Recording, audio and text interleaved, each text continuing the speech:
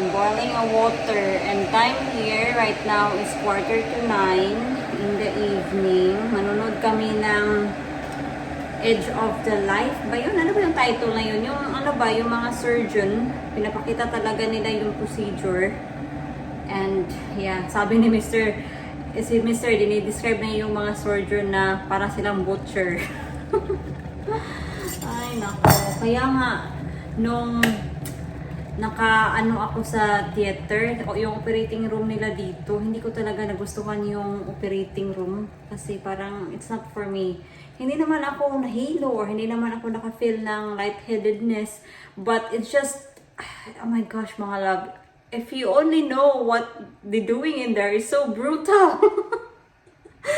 Kasi at that time, I was a first year and like first week ko pa ata yung sa OJT ko. Pinapunta ako sa operating room para manood lang ng mga procedures, mga operation. So yung first procedure is knee replacement. Ay yung surgeon, ganun talaga siya ng ganun. Para talagang hinahammer mga palangga ba? I don't know what it's called, pero para talaga siyang hammer. So ako, as a student, parang na-shock. Sabi ko, no wonder they get bruises. But yeah, that's why I was just so, hindi naman na-discourage, but hindi ko lang talaga nagustuhan yung mga ginawa nila. I know they're doing best for the patient, but it's not for me mga palangga. So, kudos sa mga scrub nurses, sa mga dyan na nag-a-assist sa mga surgeon para sa operation kasi hindi ko talaga kaya mga palangga. Ay, may lumutang dito ba? Ano ba to? Parang ano lang ata. Vitamins yan. Ay, naku naman. Manood tayo ng TV. Ika-continue ko yung rewind kasi nanood ako ng rewind kanina. Mga 15 minutes lang ako. Yung si Dingdong Dantes ba at si Marian. At nagulat ako nung nakita ko sa Netflix kasi matagal na talaga ako hindi nakapanood ng mga movie, mga palangga ba na yung mga artista is from Philippines. Kasi halos yung mga pinapanood ko na movie dito is yung mga international actress. Hindi ko nga kilala yung mga actress nila dito. But yan, nung nagbabrowse ako kanina, nakita ko yun. Sabi ko, sige nga, mapanood nga natin. Pero hindi ko natapos. Kasi ginawa ko yung mga assignments ko. Mamaya ko na yung tatapusin mga palangga.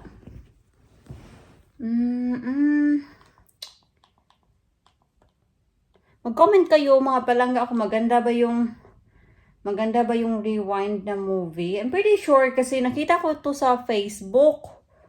Pero I did not take a notice of it kasi akala ko na hindi siya lalabas dito. Nandito pala. Come on now, mister! Manonood lang kami ng TV mga palangga and yeah, wala na namang mga ganap ngayon. Nag-cheat ba dito si Dingdong? Feeling ko, nag-cheat siya kay Sue Ramirez.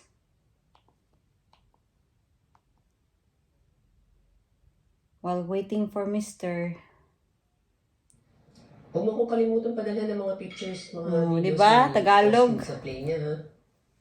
Na-excite ako. Ay, ma! Good morning mga palangga. So, it's another day. Kakaligo ko lang. Nag-lipstick tayo para hindi naman masyadong maitim yung labi ko. Yan.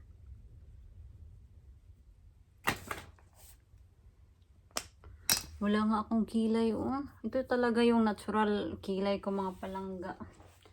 Sobrang bushy. I cannot wait to have my own dressing room mga palangga ba. Pero medyo matagal-tagal pa siguro.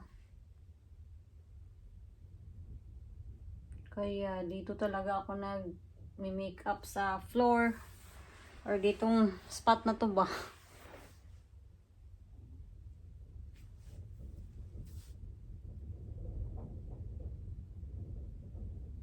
Hindi naman tayo aalis, so we're just gonna fill our eyebrows para lang magka-buhay itong ating eyebrows ba at hindi masyadong wild tingnan.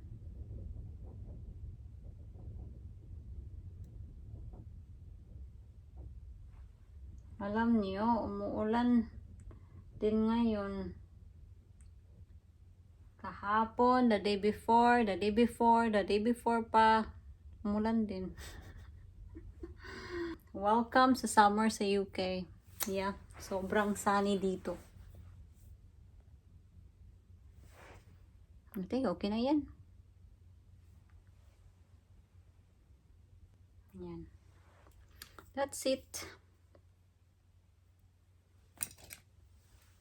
Nilagyan ko na to ng serum yung aking buhok kasi yung buhok ko mga palangga sobrang dry talaga dito, as in yung water kasi nila dito nakakapag-dry talaga ng buhok kasi of course you are using a hot water, and that's what I've noticed na if naliligo ako using a hot water yung buhok ko talaga sobrang dry.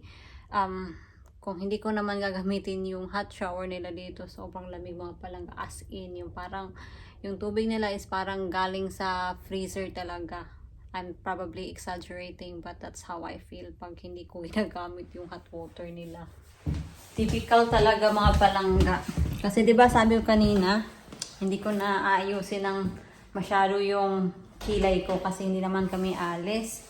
Ikaso itong semester nag-demand na pupunta daw kami sa Tesco kasi pupunta si Steve this Saturday.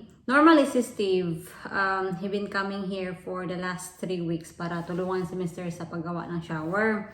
But this time, si Steve pupunta dito Saturday, Sunday. So 2 days in a row para mas madaling matapos yung ginagawa nila. So ako, dahil hindi ako nakapag-ayos, at wala talaga akong ginawa kundi finiliin ko lang ng kaunti yung eyebrows ko. So ito, nagmukhang tao na kaunti. Okay na yan.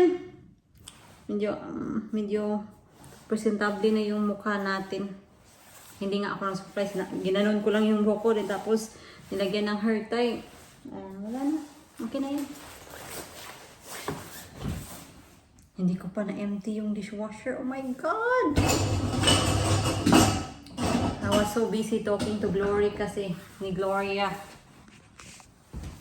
Minsan mga palangga dahil nakaka-practice ko sa aking OSCE, nakakalimutan ko na lang yung sasabihin ko kasi the more I think about it, the more I get nervous.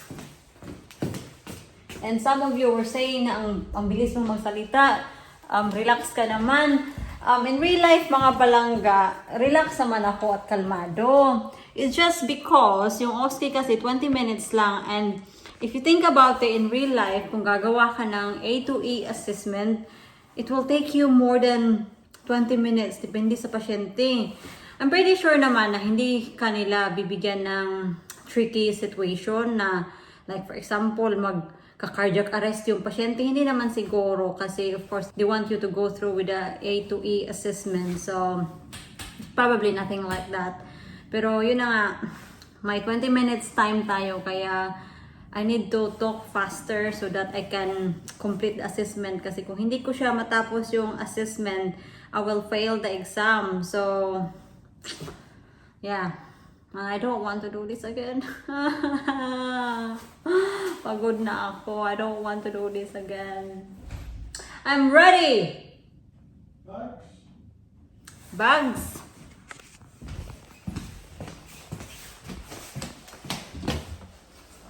Oh, meron ako palang listahan doon.